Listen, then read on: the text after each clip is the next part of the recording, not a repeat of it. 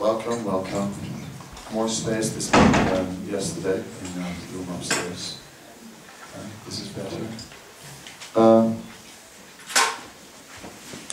So yesterday we began with melodies, kirtan, and spoke about how there is ras in kirtan, how there's immediately a taste, and how very quickly we're experiencing some a mellow, some mood that is carrying us in a nice bhajan. Everybody liked it. We did long bhajan yesterday. Today we started a little slow.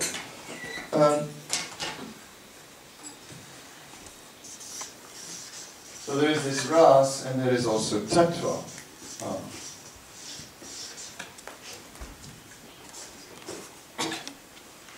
For ras, the transcendental mellow, the taste, the mood, and tattva is the true nature of the name. It is discussion on understanding the meaning of the name, nam tattva, the true meaning of the name.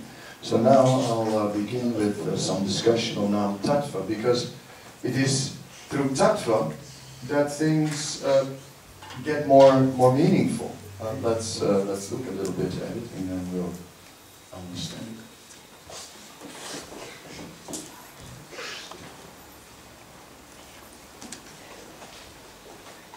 So here we're reading from the 6th canto, Srimad Bhagavatam, and it is the story of Ajamil, who is being delivered by the Vishnu Dutas, and there are many verses related to the holy name.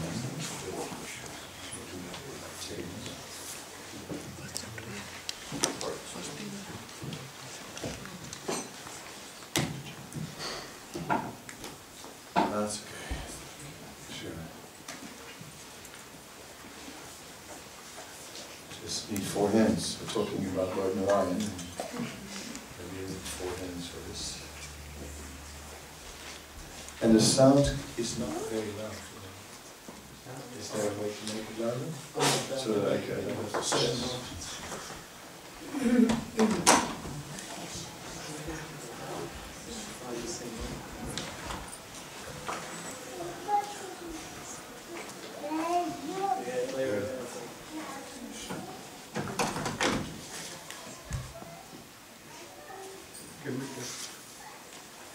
They've done some changes. They've done some things. You want me to test? Yes. No, I won't do that. Because I'm also doing some things.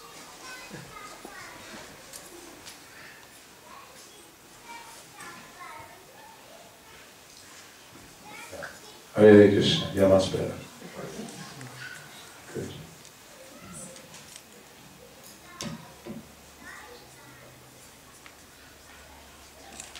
So we're reading from Srimad Bhagavatam 6th canto, chapter 2, Ajamil, delivered by the Vishnu Dutas. Sankecham parihasyam va stuvam helanam eva va vaikuntanam agrahanam asesagaharam vidu. So, Sankecha means when we are pointing at something, indicating something. Hare Krishna. Anything by the name, Jai. Anything by the name, a name of Krishna. So we may not at all refer to Krishna, but just like Ajamil was referring to his son Narayan, we may call each other by name. But because we have different names of Krishna, this one's called Govinda, that one's called Gopal. In that way, we automatically are chanting. And even that kind of chanting, it counts. It says parihasyam, if you're chanting jokingly, not even intending to really chant, but jokingly. Stobam, if you just like the music, and you chant in a musical way, and it's all about the music and not so much about the holy name. Then Helanam, Helana means neglectful, even if we are chanting neglectfully. Well, so many examples. So all these things is us, we can see that. If one chants neglectfully, it doesn't matter. Vaikuntha Nama Grahanam, one has taken shelter of the name of Vaikuntha, of the Lord of Vaikuntha.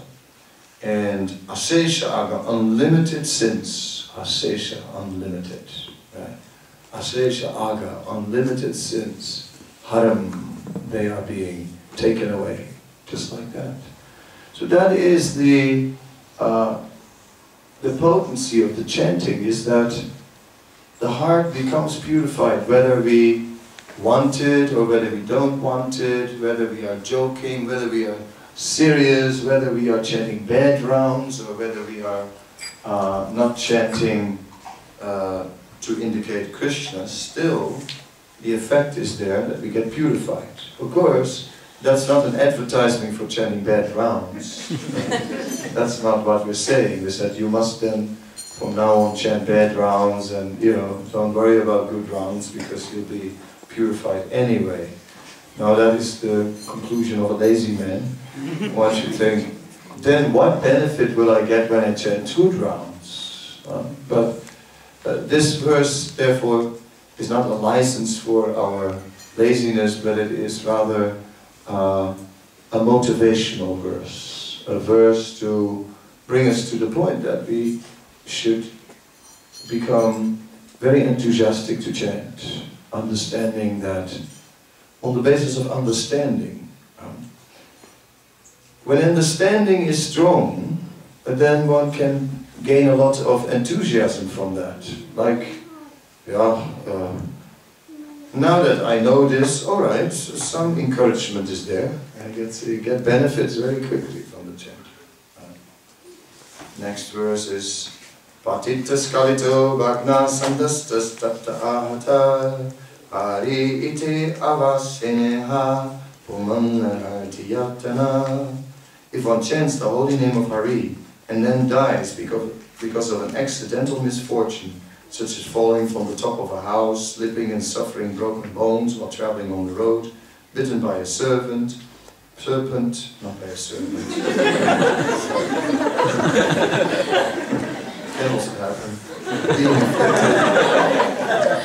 with pain and high fever, or being injured by a weapon, one is immediately absolved from having to enter hellish life, even though he is sinful.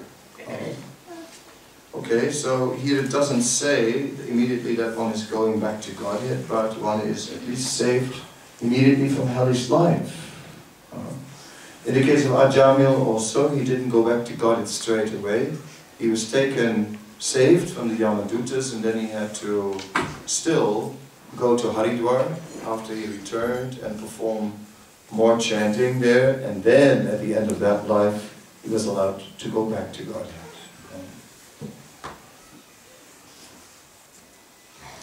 Authorities who are learned scholars and sages have carefully ascertained that one should atone for the heaviest sins by undergoing a heavy process of atonement. One should atone for lighter sins by undergoing lighter atonement. Chanting the Hare Krishna mantra, however, vanquishes all effects of sinful activities, regardless of whether heavy or light. Then another famous verse is the verse Agyanat Atava Gyanat Uttamasloka Nam Yat Sankirtitam Agam Pumso Dadet Ido Yatamala. As a fire burns dry grass to ashes, so the holy name of the Lord, whether chanting knowingly or unknowingly, burns to ashes without fail all the reactions of one's sinful activities. So that's like many, many verses. And knowingly or unknowingly.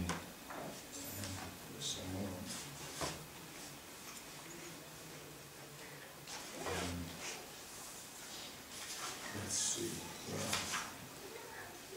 That must be somewhere else. There's another famous verse here in this narration.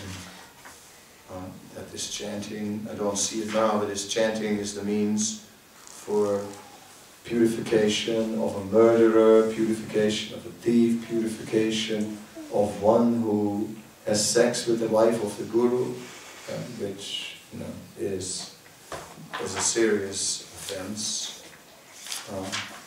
All such things are being purified by the chanting. So that is our first motivation, that we know that by chanting we'll be purified. And that should be a reason for everyone to somehow or another chant. So this is all part of understanding the nature of the name. Now, yesterday, I stand up again.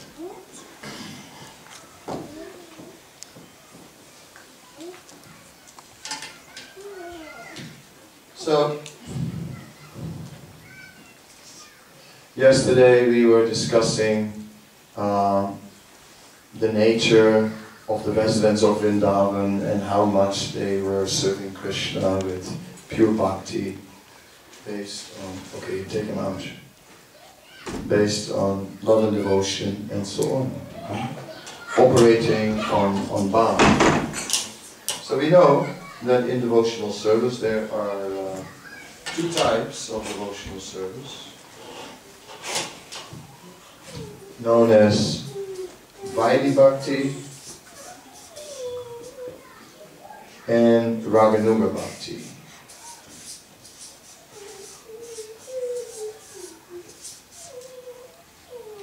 So Vaidhi is when we are chanting out of duty, because we understand the rules and regulations, we understand that we get purified when we chant.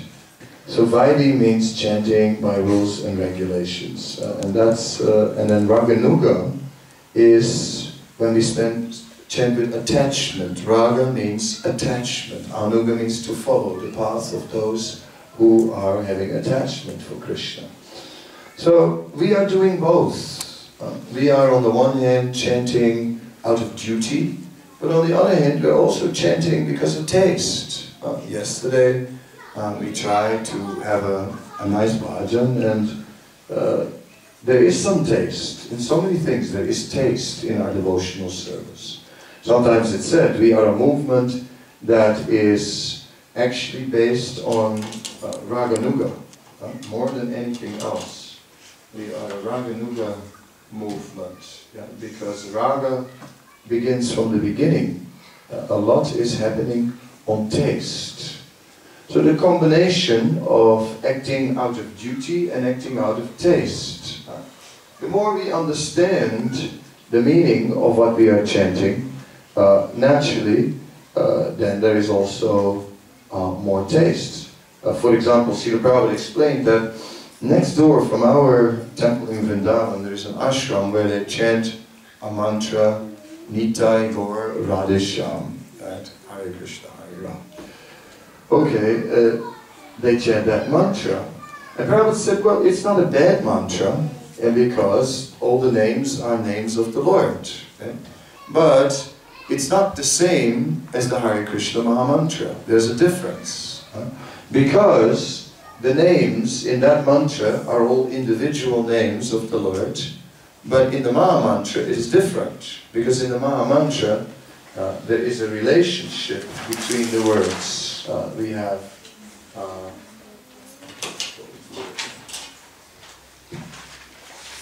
we have Hare Krishna, and then carrying on, and then the second portion with Rama. Okay, we know the meaning of the mantra, and we know that the meaning of the mantra is Krishna, all attractive, akarsan, to attract, the Sanskrit word to attract. It says actually the Krish Dhatu, that is up to here, the Krish Dhatu stands for karsan, akarsan, to attract. To attract. And then the second portion, na, stands for anand, or for happiness. So Krishna, the all-attractive, Hare, stands for service, for the pleasure potency of Krishna, Ladini Shakti.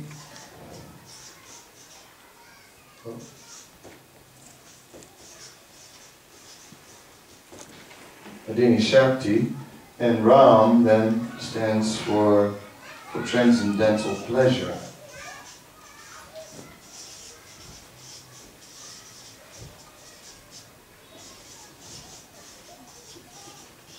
So these words are, when the full Mahamantra, I didn't write it because I'm writing too big and the board is too small, but Hare Krishna, the full Mahamantra, and there is a meaning included.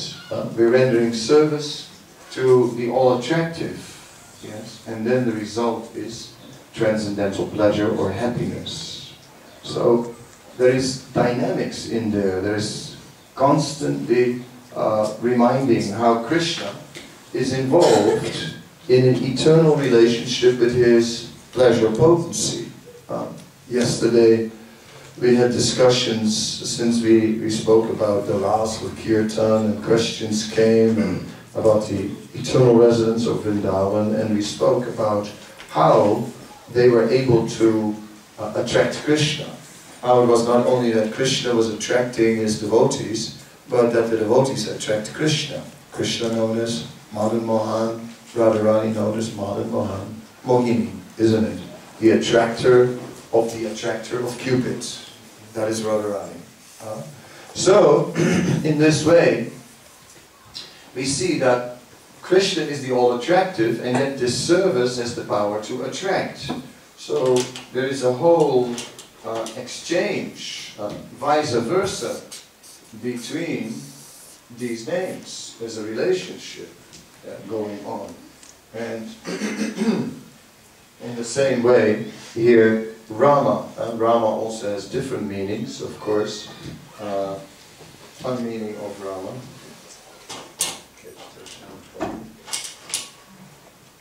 Rama is also referring to Rama Devi.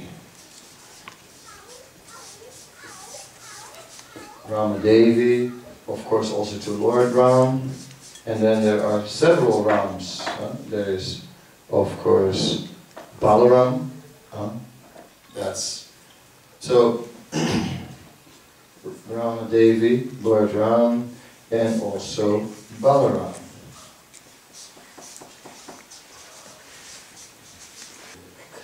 So Rama Devi is the goddess of fortune. Lakshmi Sahasra Satasambrana Sevyamanam Govindamari Purusham. It is said that Krishna in Goloka doesn't have only one goddess of fortune, he has unlimited goddesses of fortune. So Rama Devi is actually referring to the goddess of fortune. So in this way, in the name Ram, which in itself means transcendental pleasure, is also referring to Rama Devi, the goddess of fortune, who is the source of all pleasure. Yeah? Then there is, okay, the name Ram, well, there is Balaram. Let's go to Balaram first. Balaram is the one who gives strength. We pray to Lord Balaram for spiritual strength. Bala means strength. He's the giver of spiritual strength. It is said Balaram is carrying the plow and Krishna is carrying the flute. So one has to, the plow is for preparing the field. So Balaram is plowing our heart and is preparing our heart. How is that? Because Balaram is in the mood of a servant. He is Sevak Bhagavan and Krishna is Sevya Bhagavan, the one who receives service. Same Lord, but in a different mood. So Balaram, by his mood of service, is actually showing us how we can also develop the right attitude to approach Krishna. Therefore, Balaram is known as Adi Guru, the original spiritual master, the first servant of the Lord. He serves the Lord in so many ways. It is Balaram who becomes the bed of the Lord, the seat of the Lord, the plate of the Lord, all the paraphernalia of the Lord, even the kartals and the mridanga. That's why they are not put on the floor, or the harmonium That's why it's not used as a table, because how can you use Balaram as a table? Of course, Bhagavan, if you put the Bhagavatam on top of the harmonium, that Balaram doesn't mind, because he is anyway the Bhagavatam stand. So he's happy about that, about carrying the Bhagavatam. But you cannot like use the harmonium as your own personal table. It's not possible, because then you make Balaram do service for you, and that's not possible, because Balaram is in there. Balaram carries on, and Balaram, he becomes also, extends himself into Sankarshan, he extends himself further into the Purusha avatars. So he becomes Kshirodakshaya Vishnu, he becomes Garbhodakshaya Vishnu, he becomes all these expansions of the Lord. And in this way, it's Balaram who expands himself and who makes the whole, who involves himself in the material creation for the Lord. That is Balaram. Krishna is not bothering with that. So that's all the service of Balaram. Balaram also becomes Vrindavan. He also becomes the, well, the pleasure ground for the Lord. So Balaram becomes many things. In that way, Balaram is the original spiritual master, Adi Guru, the servant of the Lord. So, when we chant the Hare Krishna Maha Mantra, we are certainly chanting the name of Balaram, without any doubt. By chanting the name of Balaram, we are getting fixed in our strength, in our spiritual strength, and we begin to understand what our duty is, what our attitude should be. So we can meditate on Balaram. But okay, we can also meditate on Ramadevi and all these goddesses of fortune and how they are serving Krishna. Srila Bhaktisiddhanta Saraswati Thakur says, Lord Nityananda is the spiritual master of the conditioned souls, and Radharani is the spiritual master of the liberated souls who are in Madhurya Ras. So, if you're in Madhurya Ras, have realized that then exclusive meditation on Ramadevi is our focus. But we may pray to mercy to the goddesses of fortune. Lord Ram, maybe I should have put him third here. Lord Ramachandra is also being worshipped by the name Ram, isn't it? Because Lord Ramachandra is also essential, because he is the embodiment of Dharma. Dharma beyond, above anything, and in any situation. Dharma at all times. Bend to the forest, Ram is smiling. My dear mother, why did you use this boon that my father gave you for this purpose? If you would have simply asked me, I would have gone to the forest. No need to use the boon. Ram was completely cool and detached. The day before being crowned the king. Never sort of like you. And then go to the forest, not once. No, Ram was totally taking it in a detached mood. So Dharma all the way. In the end, even he gives up Sita because of public criticism. He's so attached to Sita, but still he gives her up because his duty as the king he puts before his position as a husband. Inconceivable how much Dharma is placed in the foreground by Lord Ramachandra. So that is there. Okay, one can still add another Ram, Parasuram. So Parasuram is the destroyer of anarthas. He comes with his axe, and is just like axing down the rebellious Kshatriyas who are now embodiment of adharma, because they've given up the proper path. So Parasuram is also cutting down. So in this way, all anarthas will be cut down. Yes, little darling, come. Mommy is here. In a family with small children, there is no such thing as a conversation. It doesn't exist. It's just like you say half a sentence, and there it is, the little darling And it goes on the whole day like that. Inconceivable. Maybe not to you, but to me as a sannyasi, it's inconceivable. Yeah. Alright, so far we went a little bit through the meaning of the holy name. If we don't compare that to names like that are just put together, Hare, well, Hare, Murari, Govinda, Gopal, yeah, clap, clap, clap.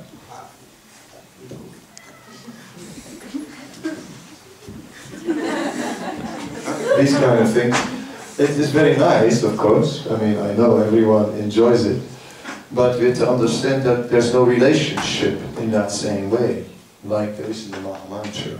Therefore, Mahamantra is Mahamantra.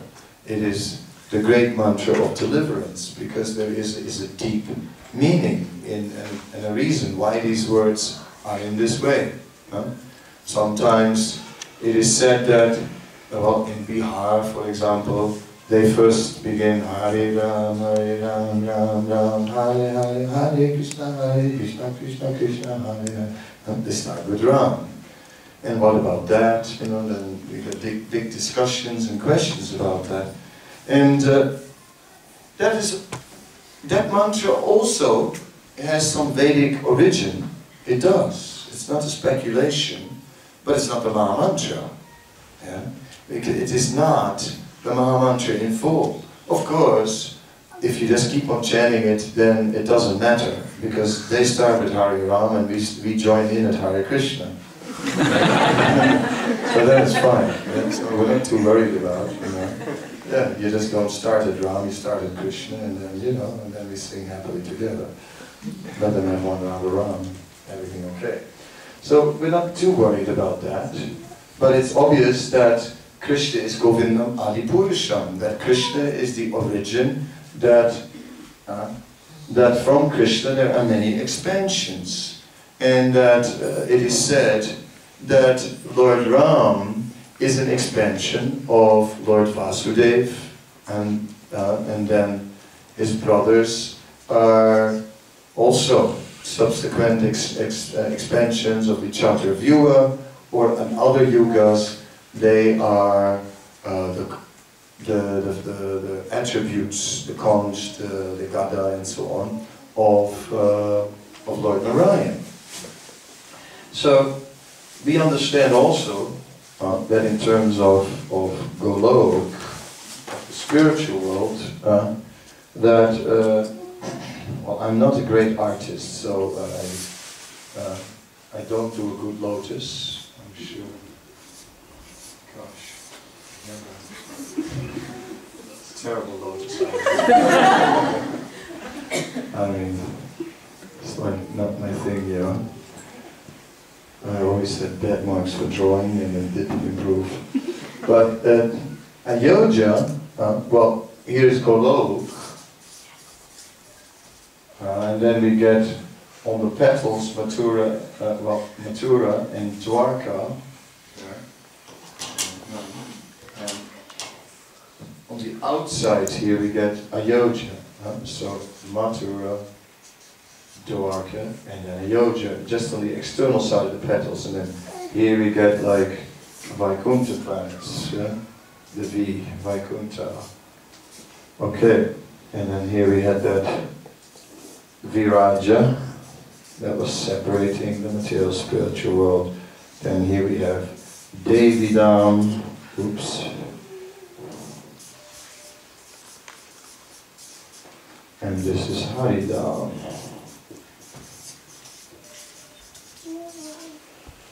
So we get that this is very rough. Prabhupada's drawing on the Bhagavatam cover is better than mine. What can I say? But you get the idea, though.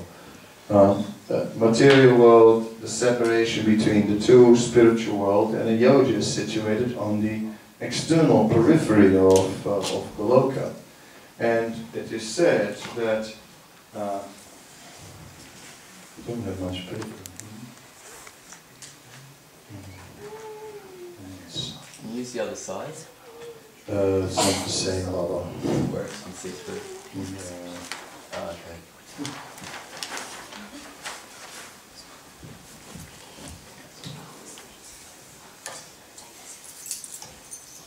Anyway, so, for example, it is said that in Vaikuntha,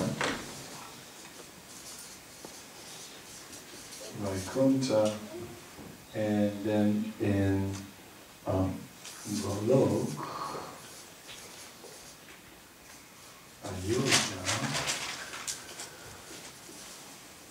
Ayodhya, and here's Mathura. Mathura Dwarka in the same category. So in Vaikuntha it said 2.5 rasa. Why 2.5 rasa? The first one is Santaras, awe and reverence. The second one is Dasya, servitorship, and half a rasa, half friendship. Not full friendship, but friendship mixed with awe and reverence. That exists in Vaikuntha. 2.5 rasas. Versus, of course, five rasas in Golok. In Mathura, these 5, and Dwarka, these 5 rasas are also there, but they are mixed with Aishwarya. And we discussed it a little bit yesterday. Plus Aishwarya. Sorry for the bad writing. 5 rasas plus Aishwarya. And then in Ayodhya, we get the same as in Vaikuntha. You see, in Ayodhya, the mood is also one of these 2.5 ras. We may recall, well, we have the eternal associates of the Lord, who are Dasarat, who is the eternal father of the Lord. Again and again, he's the father, so we cannot become Dasarat. And then there's maybe in a little bit of Vatsalya also. Give it 3. But there is everywhere a lot of Aishwarya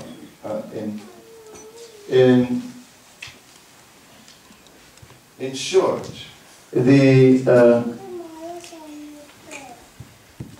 only in Goloka are we getting all the rasas in full. One can become, because Krishna has so many fathers and mothers who are all getting the opportunity to come very close. Here, the Vatsalya ras is not very much developed because it is difficult. Lord Ramachandra is quite distant. There are a few, but not so widely available because he is in the royal fashion.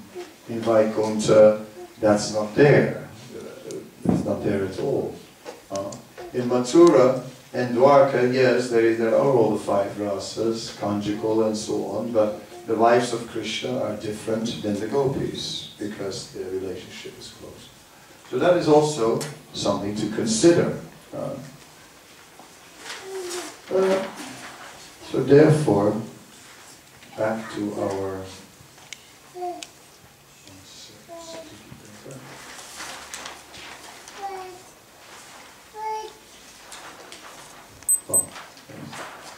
Mahamantra. The Mahamantra is great. Just for now, keep it there until we need. The Mahamantra is then full with meaning. So the Mahamantra is directly speaking about the topmost relationship of Golok and therefore awakening all the 5 rasas within a soul, casting that mercy upon us.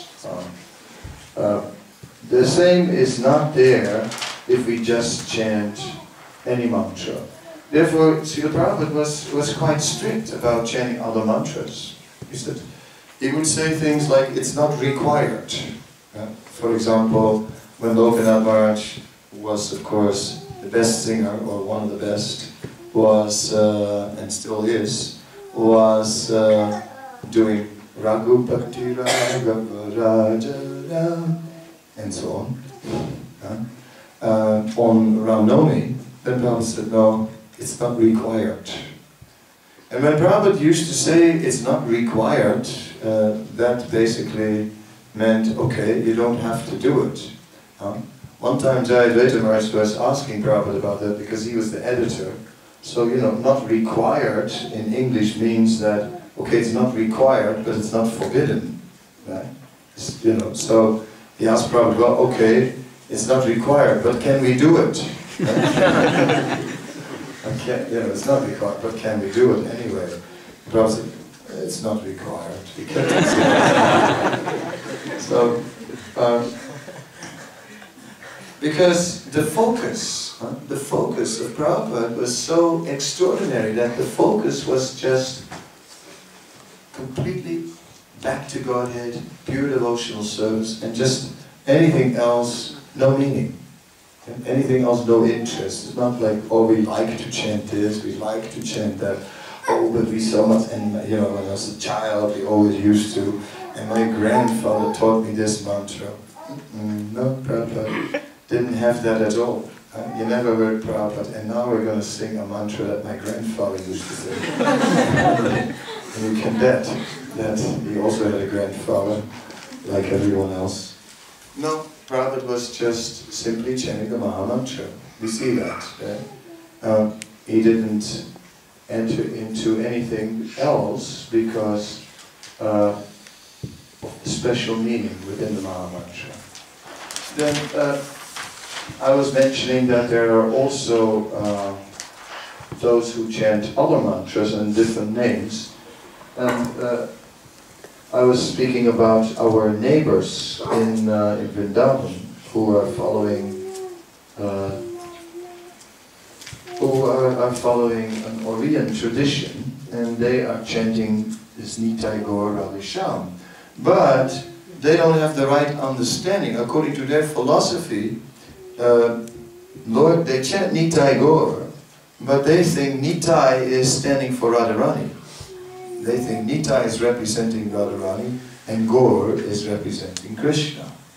So they think when they chant Nitai Gaur, they're chanting Radha Shyam. Well, that's a serious misconception. So one can understand if you have the wrong idea in chanting, well, then your bhakti cannot fully develop.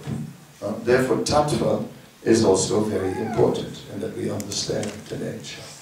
So therefore, the Hare Krishna Maha Mantra, and therefore not other mantras. Prabhupada was so strict about it. What can I say?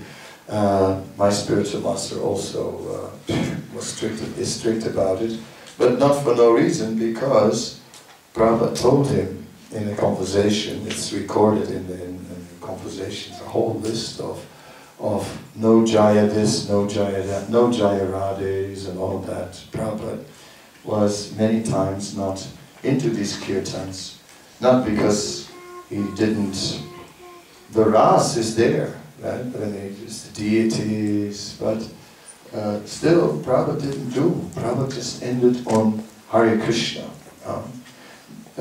It is said, if you chant the name of Radhe, what is wrong in chanting the name of Radhe?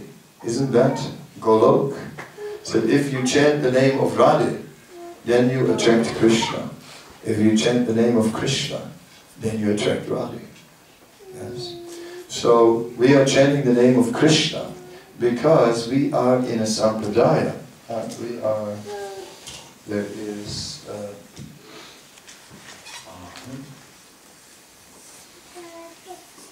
there's Radha Krishna, and then here are the Astasaki,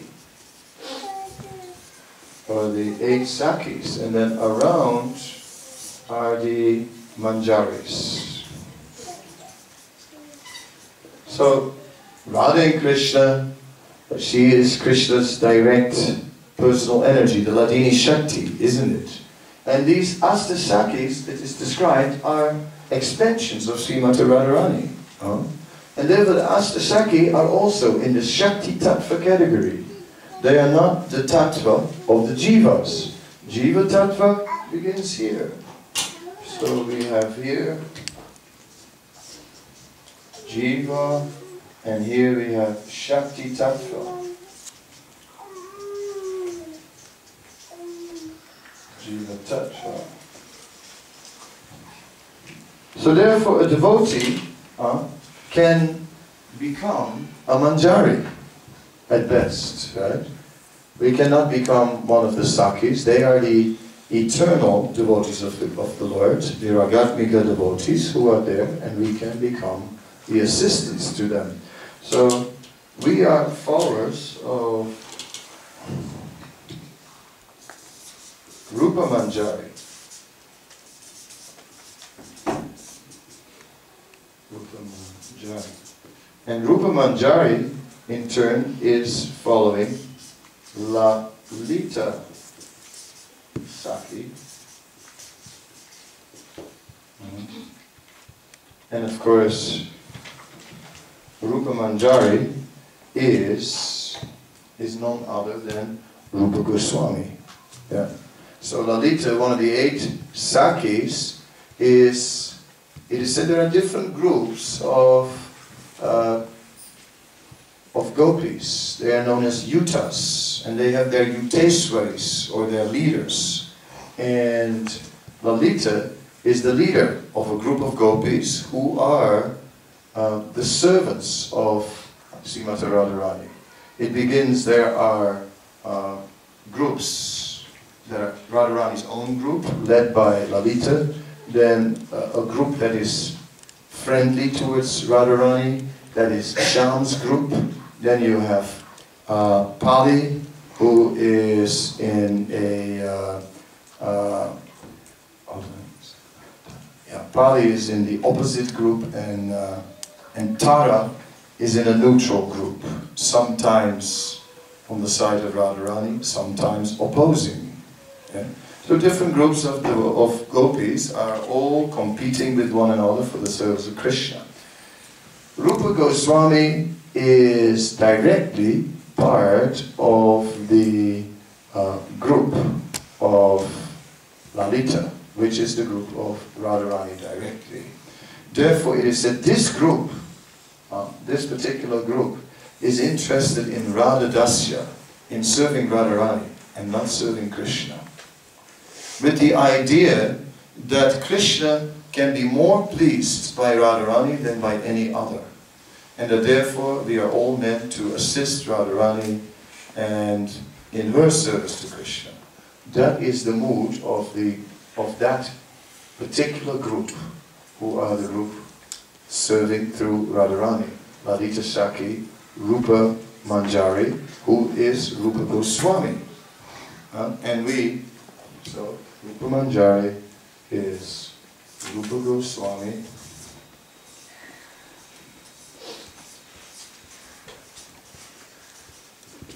And we are the Rupanugas. Or we are the ones that are following Rupa Goswami. So that gives a little bit of an idea of the particular teachings that are preserved in Chaitanya Mahaprabhu's line and teachings. And in that way we are chanting. So it's quite a particular understanding. Yeah. So we're not just chanting any mantra, and we're not just chanting any mantra in any mood, we're chanting it really in a particular mood, and we understand this whole mood of service to Radharani. We find it then in Chaitanya Mahaprabhu's teachings. Gopi Bharta Palakamalayur Dasana Dasana Das. We are the servant of the servant of the servant of the gopis. 100 times removed, ultimately serving Srimati Radharani. And that is, what shall I say, that's all included in the Mahamantra. When we go back to the Mahamantra, then we can understand that. Basically, that is there. So when the whole tattva is not complete, when we don't know these things, all right, we chant Hare Krishna on sentiment and we like it, And we also like some other mantra, I think, for a change. Who doesn't want some change? We were on a boat tour in Europe, and we had a long stretch of water over the sea. It was not so much wind, it was a big boat. We had 2 big boats rented, quite expensive but fun. And there was a long stretch of water without wind, and we did a 24-hour kirtan. Actually more, I think 30-hour kirtan. So at the end, we came into this big sluice gate. We had to go through a canal that connects the North Sea and the East Sea, the Baltics. Well, we went into that sluice gate, a change of water level, and it was in Germany, and there was nobody there. It was all automated, all machines and the door.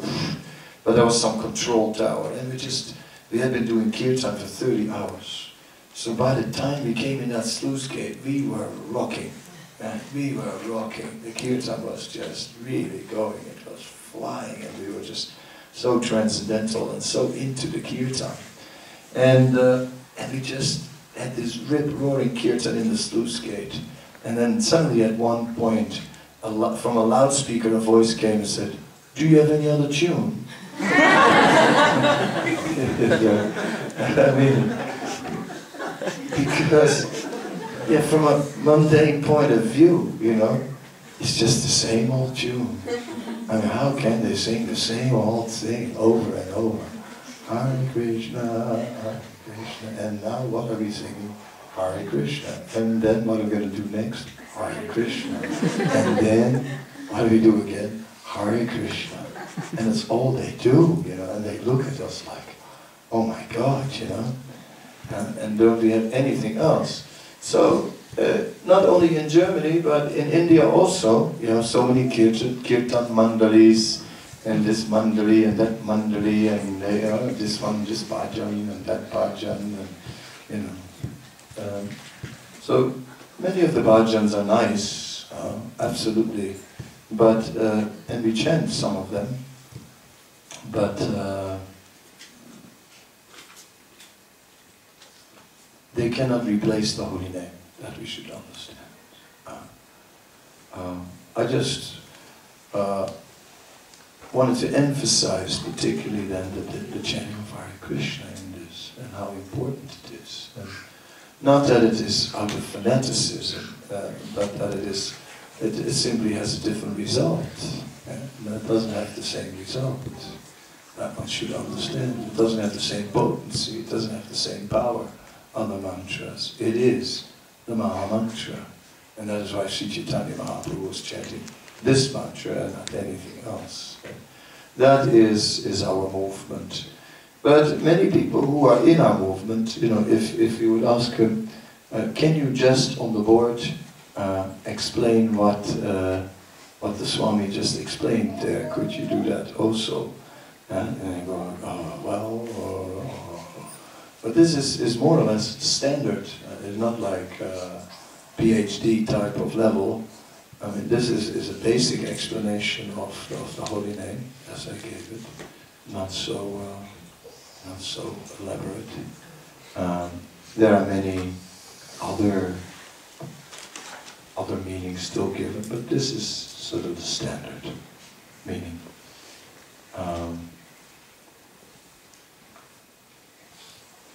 Yeah, so understanding that, we can continue to chant with a proper foundation. You see the point. My point is, if the tattva is not clear and not correct, then we don't understand fully what we're chanting. Then we can go into the sentiment. You know? We may chant and we may love it and it's so wonderful and so devotional, and we just also get caught up and we chant, but we do not fully understand what we are doing. Therefore the tattva is also needed, that we can understand what are we actually chanting. Any questions or reactions so far? Otherwise I shift into something else. Well, I just didn't get exactly the word tattva. Tattva. Tattva means truth. Tattva is dealing with the true nature of a thing. And so within our, we are studying the tattvas of tattva, not tantra, T-A-T-T-V-A, tattva, not tantra, tattva. Yeah, so tattva is meaning the truth of the true nature of a thing, the essence of it. So tattva includes siddhanta, includes the conclusions about the particular things. And then when you say panchatattva? Panchatattva also means that Krishna, who is manifesting himself in 5 features. So Lord Chaitanya, the Lord in 5 features, and each of them have their own nature. Panchatattva makam Krishnam bhakta rupa surupakam bhakta avataram bhakta kyam namama bhakta shaktikam. Lord Chaitanya's bhakta rupa, the original form of Krishna. Balaram bhakta sarupa, Nityananda, his same form, swarupa, same form, but yet different in the service attitude. Then the Bhakta Avatar, Advaita Acharya, is the incarnation, so he's Vishnu. He doesn't have the same power as Krishna. He can give liberation, but he cannot give prema. And then we get Gadadhar, is the Shakti Tattva, Bhakti Shakti Kam. And then finally Srivas is the Jiva Shakti. In that way, Pancha Tattva, 5 tattvas, 5 different truths about the Supreme Lord. It means like the absolute truth altogether? Yes, yes. And Krishna also appears with the same 5 truths. Krishna also appears, therefore, with his original form, with his expansion, Balaram, with his avatars, with his Shakti Tattva and the Jiva Tattva. So the same 5 categories Lord Chaitanya appears in, Krishna also appears in. This we find in Kavikarnapur's Gauragana, this Deepika, referring to Sarup Damodar's diary, and saying that Krishna also appears in the same 5 tattvas as Lord Chaitanya. Yeah. Maharaj, what is the difference between Mahamantra and Shri Krishna Sharanam Mama, which is again a very bona fide mantra? There are many mantras, and mantras that have their roots in Vedic literature are always considered bona fide. And mantras that are giving us names of Krishna are certainly auspicious, but only the Maha Mantra has that special relationship included that I was referring to, where we see that Hare is representing the whole Shakti Tattva, or the whole Tattva, the pleasure potency. So that entire pleasure potency is Radharani is the personification of it, and all devotees, the eternally liberated devotees, they're all getting behind that Shakti Tattva. So Krishna is always preoccupied with this particular activity. Like yesterday I mentioned, there is an ocean of transcendental love, known as Premamritambo.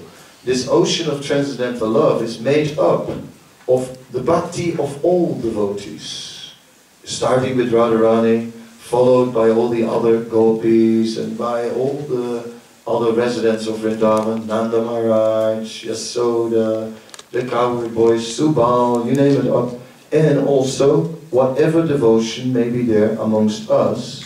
It's all included in this ocean of transcendental love. And Krishna is reciprocating with every personality within this ocean of transcendental love.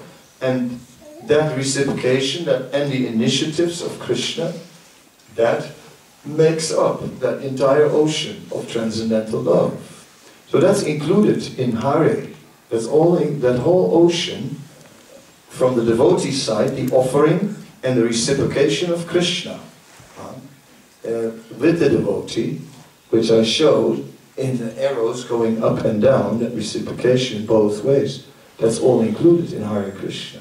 So you will not get that anywhere.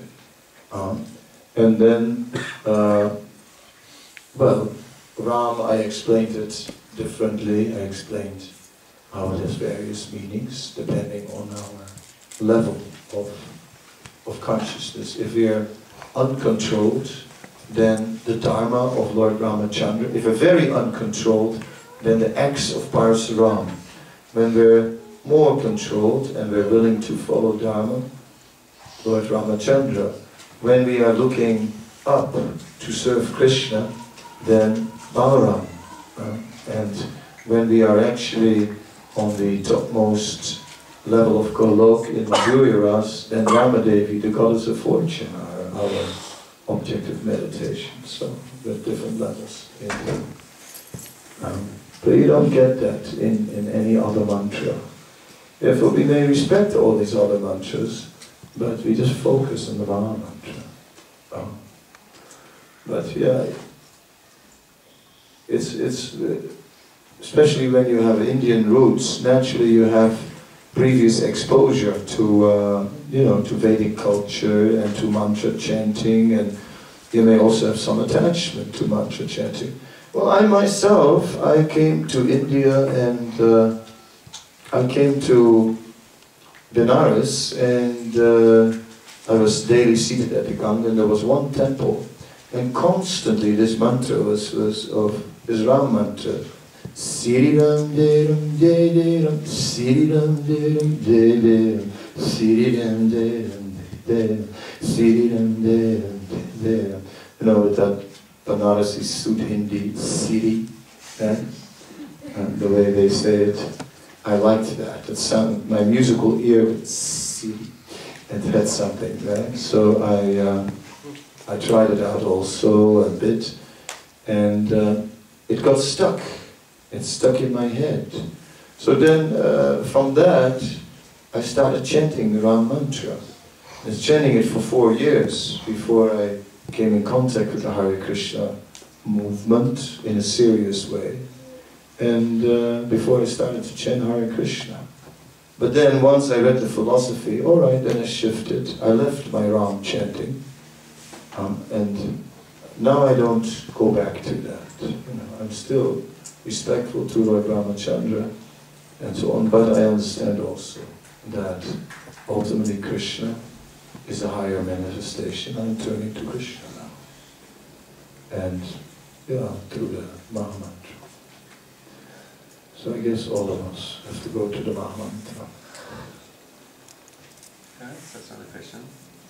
Prabhupada was saying we shouldn't chant Radhe so much. A lot of devotees are chanting this. We chant the Hare. Someone, I think Kadamba Kanana Swami said we chant Hare instead. It's a less. Yeah, that's right. Yeah, so Prabhupada said that. Prabhupada said so many things that it's difficult to do it like that for different reasons. Either sometimes the collective culture has developed in another way, and then when someone presents, these older standards that Prabhupada himself said quite strongly, people feel like, come on, we're just chanting Jaya Radha Vallabha with full bhav, and then you come in and tell us that we can't chant that. Wow, get out, we like it, go away. I didn't really like that. I mean, this. But I took it like that. Lines of what you said. Yeah, sometimes it's just Radhe, Radhe, Radhe, Radhe, Radhe, Radhe. No, hold on. Even Radha Vallabha is out. Sorry, I mean even that is actually out. And what to speak of Radhe Radhe, that is completely out. Yeah? Prabhupada stopped kirtans. Right? He stopped people doing kirtan, and when they were chanting such things, he did. What can I say? I don't explain why Because, first of all, yes, we're going through Hare, through the service attitude, through service, and we're not going to Radharani directly. And so there's a lot of she likes Radharani. I'm sorry for till what time are we going? What?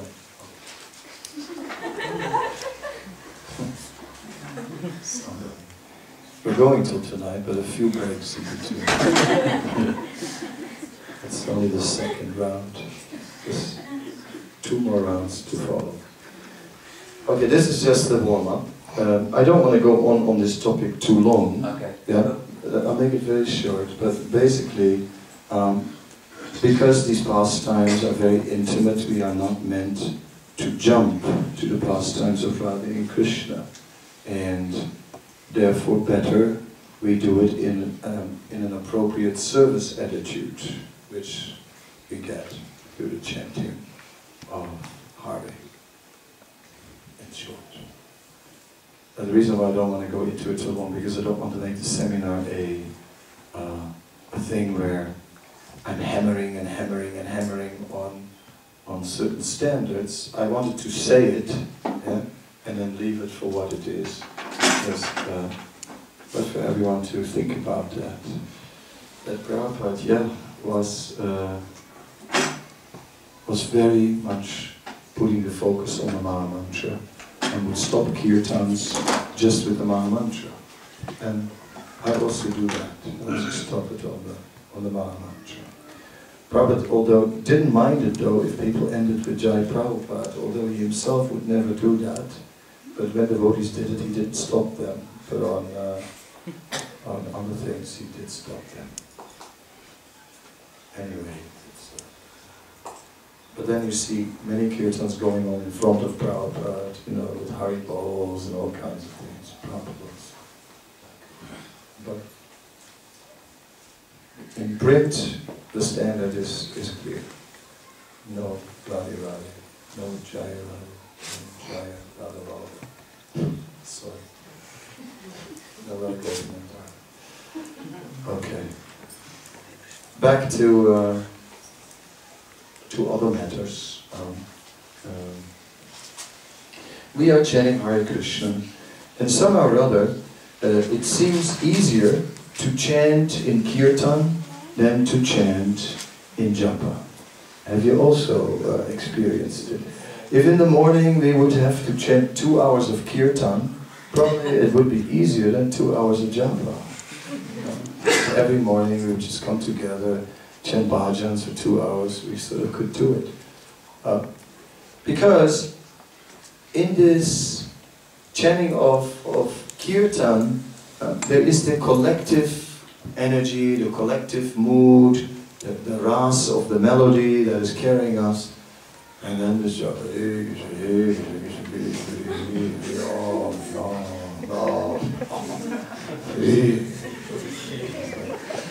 start turning in the head, and it's not ecstasy, it's a little different. But still so much emphasis on the chanting of japa. It is of course in japa that we are being exposed. In japa we are alone before the holy name. It's just in japa we find out how much love for Krishna we really have. Okay, a lot. Hare Krishna, Hare Krishna. So yes, what to do? We have, of course, Srila Prabhupada's book, Nama Amrita. I have that here, and I also have some notes. Last year I gave you a little book on japa with some different quotes that we came up with at different points in time, just for meditation on japa. We're making a second little book, and that will come, but it's not ready yet. This time I have another book which I will bring this afternoon, and that's a bigger book though, and if you wish you can give some donation, and take a copy of that book. I will have it available in the afternoon. But I have here already the quotes that will come in the second little book, which I'm going to bring in my next visit for you. And so I'll read a few quotes from there. Sri Chaitanya Mahaprabhu was chanting loud. Sri Chaitanya Mahaprabhu ordered us to chant loud. And Srila Bhaktisiddhanta Saraswati Thakur was chanting very loud and explaining that by his loud chanting, he was delivering all the conditioned souls. There is also a testimony from a neighbor of Bhaktivinoda Thakur, an elder gentleman who lived in Mayapur. There is a testimony that Bhaktivinoda Thakur would chant very loud, so loud that the neighbors were also chanting when he was chanting. So like that, Chaitanya Mahaprabhu was chanting loud, and the Vaishnavas in the line of Chaitanya Mahaprabhu are meant to chant loud, to deliver the conditioned souls. But we are making the point that we should also engage the mind in chanting, and not just produce the sound. The mind must be very much involved in the chanting. This question often comes up, if we should chant in the mind, or if we should chant loud, and what is better. And in fact, you will find in Vedic literature references to chanting in the mind. And there is, and in general, it is said that mantras are chanted in the mind. That is a higher level of mantra chanting. We're chanting, for example, the Gayatri mantras in the mind. Of course, the Gayatri mantras are dealing with more confidential topics and therefore are not spoken out loud. But the Maha Mantra is chanted loud. Haridas Thakur explained it, for delivering all the conditioned souls. And therefore, we should chant loud, not too loud so that the neighbors call the fire brigade. It's like trouble enough with the fire department here. Now 2 rooms blocked, and then a railing. Every time I come, there's something with the fire regulations in Melbourne. Nobody knows why, but such is life.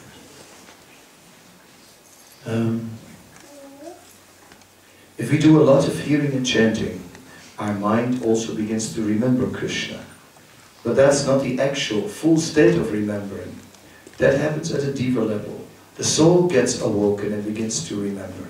Therefore, at one stage, the hearing and remembering of Krishna is no longer in the mental sphere of the head, but it's right there in the heart. Then we will become mad with transcendental love, like Sri Chaitanya Mahaprabhu. So you see, this topic is an important topic that, you are aware that in chanting, there are 3 aspects important. Hearing, chanting, and remembering. Sravanam, Kirtanam, Smaranam. So it is said that remembering makes a big difference. And I have mentioned that in other talks. I explained how when I first became involved with chanting, that after I'd been in India, I had some experience in India with some ragas, some mantras. So I came across a musician who had been in India and was playing ragas. And he said, why don't we perform and do some ragas? So I said, okay, let's do that. And so we started, and then in the middle, he also started mantras. And he started a Maha Mantra. So then, played along, sang along, and as far as I'm concerned, it was nice, because I thought ragas, mantras, all the same, spiritual sound, full of spiritual power. And that's all I was thinking about at the time. The mantra has spiritual power. These are words invested with spiritual power. And I think many people like me have been thinking of a mantra as sound invested with spiritual power. But then, as we are beginning to hear more about Krishna regularly, we also think more about Krishna. And then the remembrance also begins to develop of Krishna. If one has no idea about Krishna at all, then after hearing, one begins to remember Krishna's yellow dhoti, peacock feather, flute, But that goes deeper and deeper, of course. You know, after a while we know that Krishna has many flutes. Venu, a small flute with high tones, with 9 holes, which is used for the gopis. Whereas for the cowherd boys there is the Mahanandan. It is like very long, it's like a stick. Big, deep, loud flute. So the boys wake up. So there are different flutes at different occasions. Krishna has many different flutes, therefore also different. Murali is another flute of Krishna. We know the name Murali Krishna, and we know it refers to Krishna with the flute, but it's another type of flute of Krishna.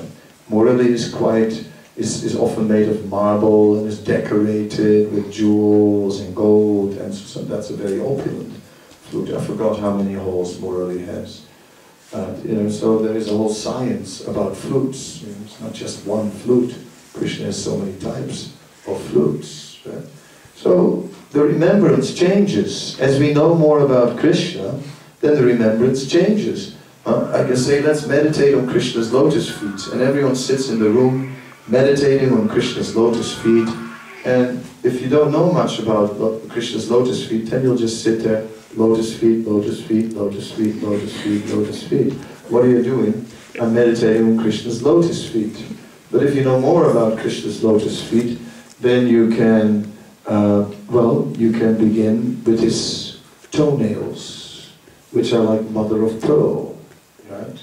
So very effulgent toenails, and then you get all fired up about the toenails, and you think, yes, when Lord Brahma was coming to Dwarka, then we remember that he was stopped by the guard, and that the guard was asking who he was. He said, I've come to see Krishna, I am Brahma. Brahma, you know, Brahma. I am, nice. That's like, you know. And then the guard said, which Brahma? And that really made him think. You know. So he came before Krishna, got his darshan, etc. And then at the end he said, like, you know, when I came, the guards asked me, which Brahma? What does that mean? Does that mean that there are more Brahmas? He thought he was the only one. Then Krishna just called all the other Brahmas, and some had many heads and so on. And it said all those Brahmas, they paid their obeisances, and their helmets hit the ground, and it made the noise of a thunderclap. And then all these helmets were bedecked with jewels, and they were glittering like anything. So there was an ocean of glittering jewels around Krishna's lotus feet, but the mother of pearl toenails of Krishna were shining even more brightly than the jewels on the helmet of all those Brahmas. So just think of Krishna's mother of pearl toenails. Pretty amazing. How brilliant they must be, isn't it? So just see, you know, I was meditating on Krishna's lotus feet, lotus feet, lotus feet, lotus feet. You know, we're meditating here 1 hour on Krishna's lotus feet. And if you don't have much remembrance, you'll sit there the whole hour. Lotus feet, lotus feet, lotus feet, lotus, lotus, lotus feet, lotus feet, lotus feet, Krishna's lotus feet, lotus feet, Krishna's lotus feet. But meanwhile, I am going all over, you know, from the, I just only started with the toenails, and I didn't even get to the bottom of Krishna's feet. There were 2 parrots, a male and a female parrot, and they were discussing why Krishna's lotus feet were reddish. And the male parrot was explaining that the lotus feet of Krishna are reddish in the bottom because they are just like the rising sun. They are announcing the light of the day to come. So the reddishness on Krishna's lotus feet is the beginning of the mercy, and is announcing the full mercy of Krishna Prem to manifest. Yes, the male parrot was explaining, and the female parrot didn't agree at all, and said, no, it is simply that Krishna's lotus feet are attracted to Srimati Radharani, to the breasts of the gopis, And in shame, they turn reddish. Right? They're blushing the feet. That is what the female parrot was saying. So, like this, okay, there are many details like that one can remember. And as we are remembering, everything changes quite a bit, quite a bit. Now we haven't finished with Krishna's lotus feet. Come on, we're just starting. We just came to his lotus feet now. And all the marks on Krishna's lotus feet are there, yes. That stick that has a hook and a point, which is used to control an elephant, why is that on Krishna's lotus foot? Because it is there to control the elephant of the mind. Do you also have a mind? Oh, just a little. Oh. Well, that mind that is as big and strong as an elephant. See, by taking shelter of Krishna's lotus feet, it is controlled. Okay. But, you think, yeah, okay, maybe the mind can be controlled. But in my case, I still think it will be difficult to surrender to Krishna. Because my karma is so bad. It is like a mountain. I have so much karma. No problem. There is a thunderbolt on Krishna's lotus feet as well. That will smash your mountain of karma to pieces. So we can also not use the excuse that, oh, I cannot surrender because I have bad karma. Krishna will smash that. So Krishna will take away our bad karma. Krishna will control our mind. And you think, yeah, but if I surrender to Krishna, then who will take care of me? Who will take care of me and my dependents? Yes, my poor old mother and father, my blind uncle, my auntie that cannot walk, and all the little children that in the family are there, yes, that are not cared for, and so on. I am responsible. No, how can I surrender to Krishna? Later. No, Krishna will provide, no problem. There is a barley corn on Krishna's lotus feet. And that barley corn means that Krishna will provide all opulence to those who surrender to his lotus feet. He will take care, he will provide. There is no difficulty like that. So in this way, we can just begin our meditation on the lotus feet of Krishna.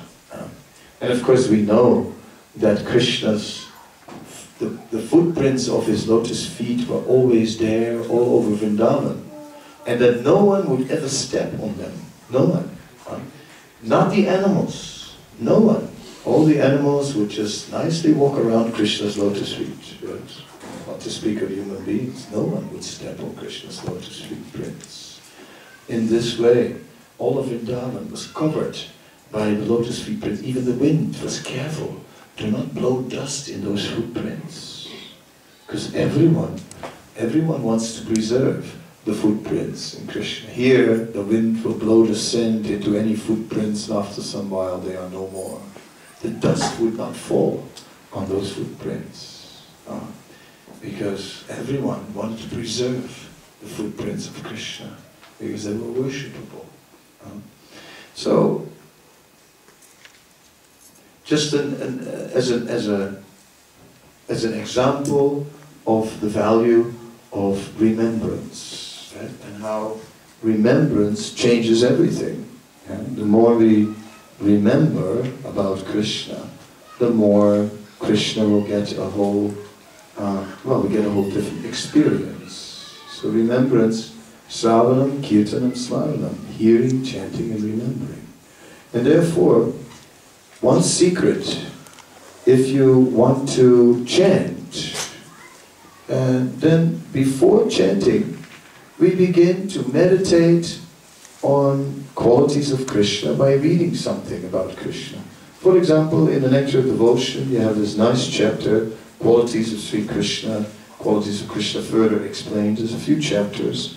And if we read a little bit in that before we chant, then we find that it gives us a little bit of taste Read that until you get a little warmed up. Yeah, Krishna is actually really nice.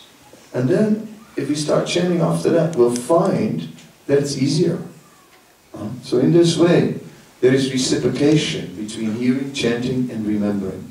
We're hearing about Krishna, and it will bring out more enthusiasm in our chanting.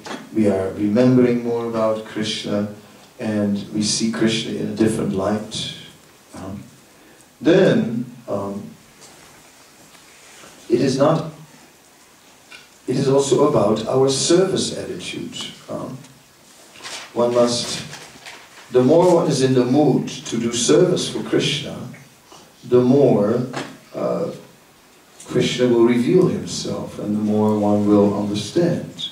Because I mentioned that yesterday, that remembering, it's not only about us meditating. It ultimately comes to the point where Krishna starts to reveal himself. Krishna, it says in the Chaitanya Chandramrita, that Krishna appears in the bhava of the devotee. So that's really something. When you come to the stage of bhava, Krishna appears in the meditation of the devotee. And that is something. Not just, alright, we think of a picture, here's a painting of Krishna, and I close my eyes, and now I'm seeing that painting. No, that's different. That is on the mental. That's meditation on the mental plane. That's remembering on the level of the mind. But when Krishna starts to reveal himself from within, then we start to actually remember from the heart. It is said that the functions of the mind are thinking, feeling, and willing, isn't it? You know that. Function of the mind, thinking, feeling, willing. It starts, we think about something, and we feel something about it, yes, yes, yes, and then willing, I want it. Thinking, feeling, willing. Yes? It says, but originally, these functions of thinking, feeling, and willing are functions of the soul.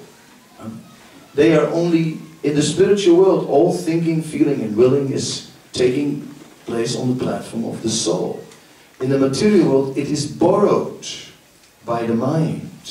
So now thinking, Srila Bhaktisiddhanta explains this very elaborately, and I think it's a very important point, and I didn't find it anywhere in Prabhupada's books, but in an essay of Srila Bhaktisiddhanta, he explains. He said, when the soul enters into the body, the soul goes into like a dormant state.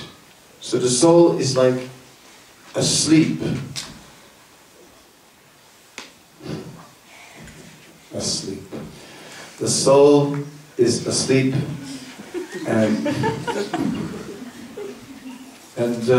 or in a dormant state. So when we are asleep, certain functions of the body still work. We can still make noise, and we can still hear. Those things we can do when we sleep. Right? Some people can even walk when they sleep. Some talk in their sleep. Right? Some people having a fight with a pillow. Like that. So there are some things going on, but it is minimized activity. So when the soul is in a dormant state, the soul is less active, but lending some life force.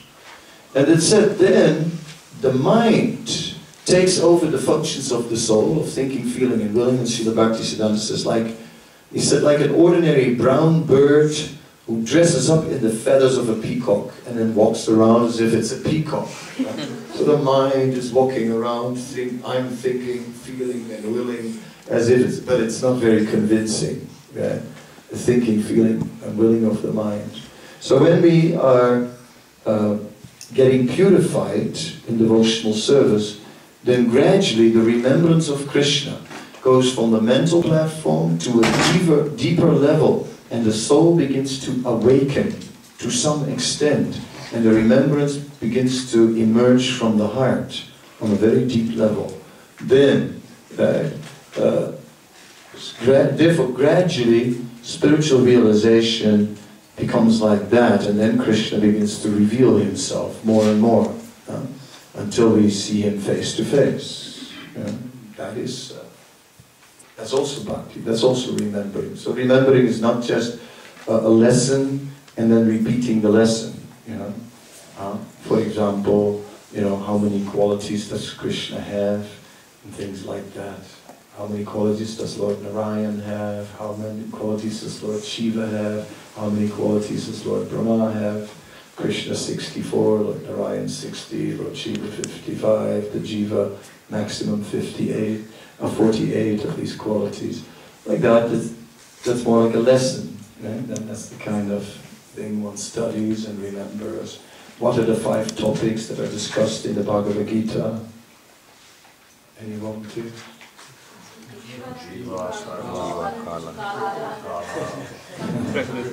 I heard Isvara and Kala. Anything else? Karma? Jiva? Prakriti, I heard? I think we got 5 by now. 5 with a lot of echo. Okay, no, that's good. You know your stuff. That's nice. Yes, 5 topics. Who came up with this idea that there are 5 topics in the Bhagavad Gita, by the way? Whose idea was that? That they never taught you. Okay, it's originally found in the commentary of Baladev Vijayabhusan, who addresses the same point in his commentary on the Vedanta Sutra, these 5 aspects, and then it comes back in his Gita commentary. That's where it came from, Baladev Vijayabhusan. Alright, so like that, remembrance. So there is knowledge like that, but then there is remembrance of Krishna. So you see how these things go hand in hand. Attentive chanting, how can we chant more attentively? By force, by simply forcing ourselves.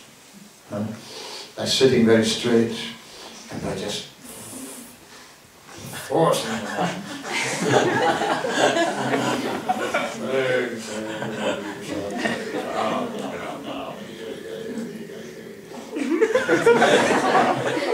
After that, you get constipation. Can't go to the bathroom for 1 week. It's like, how is it possible to do that for a long time?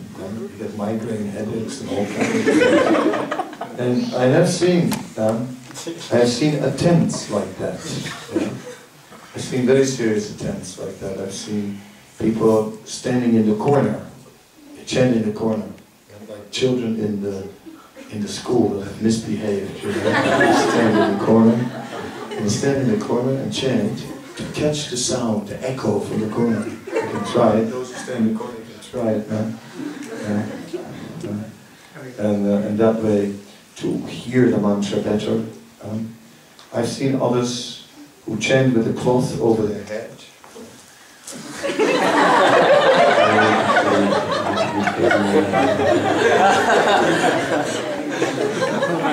No, you may laugh, but even some of our acharyas did that actually.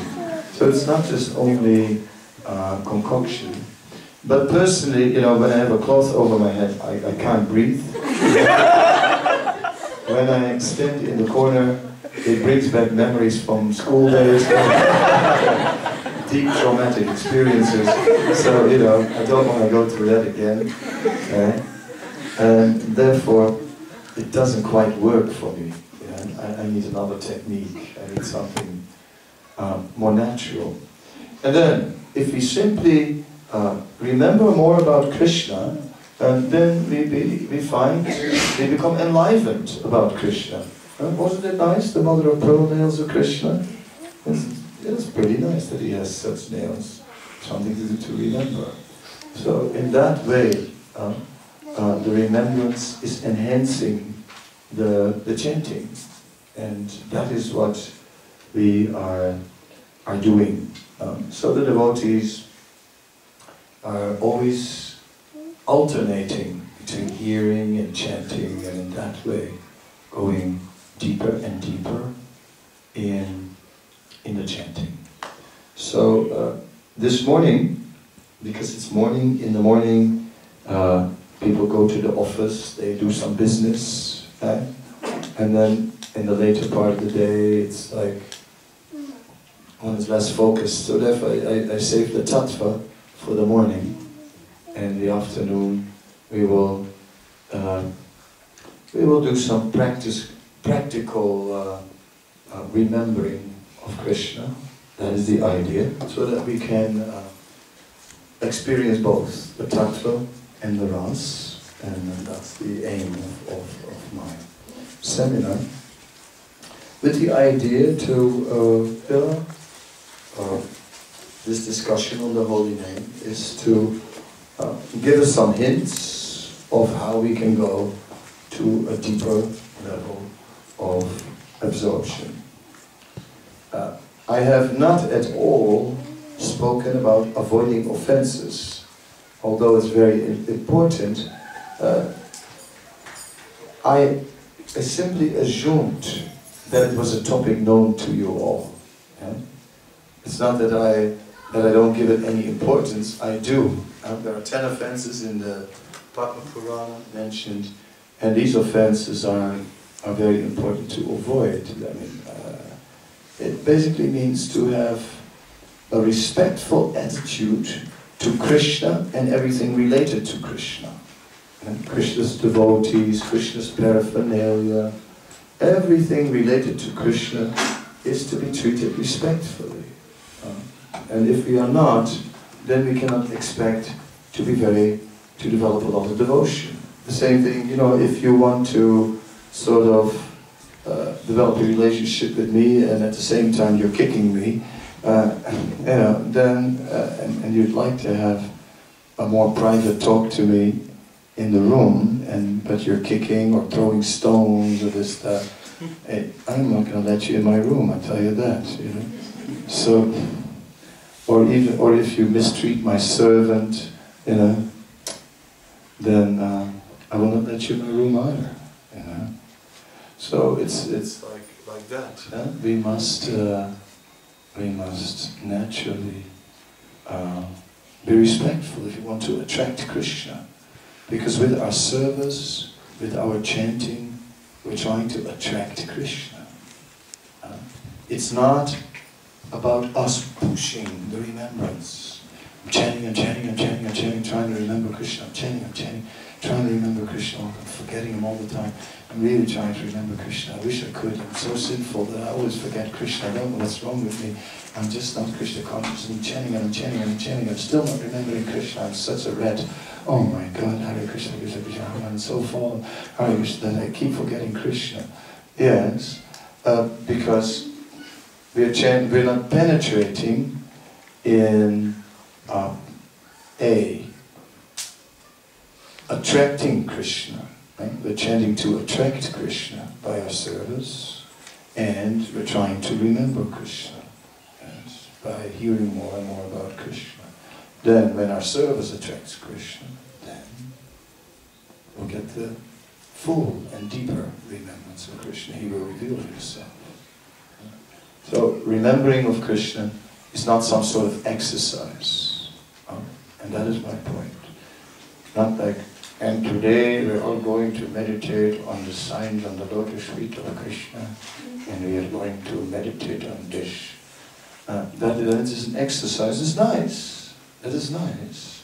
But it is nicer still if we are attracting Krishna and see his lotus feet for real. That is still better. Okay, any questions, any comments for the last few minutes? Before we take a break. I'm ready for a break. Tomorrow is my day off, and I don't want to see anybody in the day. Tomorrow you'll all be gone. You'll all go to work or wherever, and I'll be very happy. The temple will be empty. And although I love you all, still I'll be very happy to be alone for one day. I don't mean anything bad. Just I need a break. So no question? Yes. Maharaj, with the Hare Krishna mantra, I was just thinking that every day our meditation is not the same. We go through it sort of tends to fluctuate. And now that you explained like the Hare and the Rama and Krishna, so is it okay, like on some days, if we chanting and on that particular day we find that the strength is very weak, is it okay in that mantra to sort of go into deep absorption and lean more onto the Rama aspect, referring to Balaram? Yeah. And sometimes we just want a little bit more service, so we can sort of be more focused on the Hare? Yeah, that's nice. Yeah, we can look for shelter in the name, like that. These qualities, they give a certain shelter. It's true. Like it's not just a theoretical meaning, you know. Hare means that Ladini Shakti, that service attitude that attracts Krishna. So some days we may just meditate on the service attitude, or as you say, another day, we may just think, oh Balaram, please save me. Somehow or other help me to get through these rounds. Oh, Nityananda. How do we get through here? And mercy is there. So when we meditate on Balaram, then we meditate on the mercy. Nitai Balaram, like that. You may even think of Prabhupada and his mercy. One devotee was a member of the late night japa club. I don't know if you've ever been a member of that club, but there is a club. Sometimes members of the late night japa club, there are members of the late night japa club all over the world. And sometimes there are small gatherings of late night japa chanters who chant together, and they meet each other at night and they go, how many? And then 4 is quite a normal number. 4. Nobody is shocked about 4. If someone says 6, they go, ooh. 8, ooh. 10, ooh. Like that. There are different responses, and then they walk side by side, keeping each other awake. And if you're the one with 10, then it's going to get a late night. And then, so one of the late night japa club members, the last one, fell asleep in a chair, just one moment of sitting down. Then in a dream, someone rang the doorbell, and they went to the door in the dream to open the door, and it was Prabhupada standing at the door. And Prabhupada said, did you finish your rounds? And then the devotee woke up. That's right. See, so Prabhupada helps. He helps.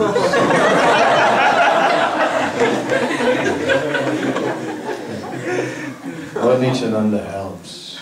Balaram does give us strength to chant and mercy. So we do chant, we do pray. Yeah. So that is fun, that is nice, taking shelter like that.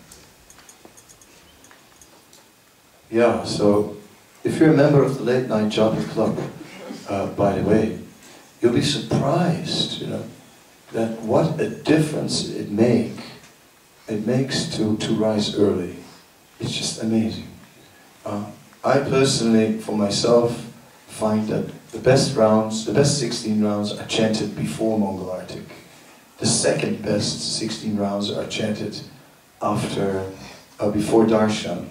The third best 16 rounds are chanted before dark, and the most horrible 16 rounds are chanted after dark. And those ones, the 16 rounds after dark, those are the ones you have to and you don't want to. So in the morning, it is very nice. especially early morning. Very nice.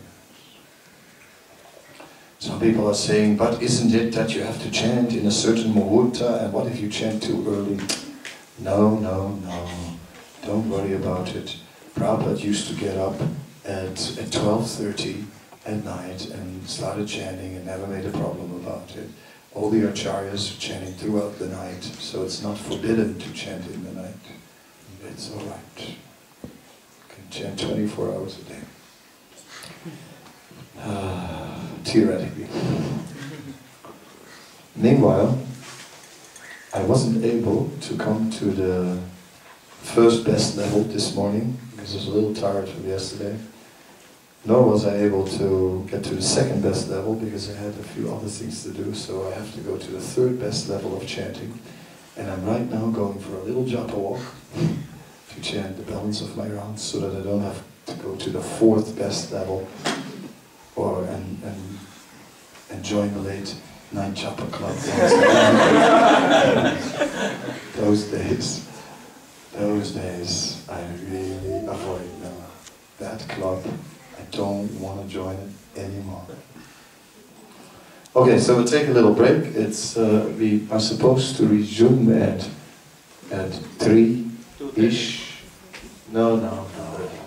Whoever wrote 2:30 is too enthusiastic. Give us a break, you know? Forget it, you know? Okay. You know, whoever said 2:30, I want to tell you one thing, that when you become a sannyasi, there are special rules for sannyasis. Right?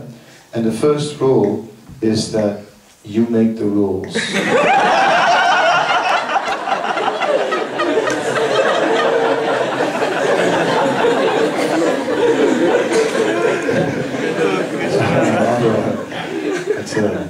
It's very important. I'll tell any new sannyasi, the first rule is you make the rules, otherwise you forget 2:30, 3 o'clock. It'll be very nice. Nobody comes in time anyway. Thank you so much. Shiva Nanda Prabhu ki jai.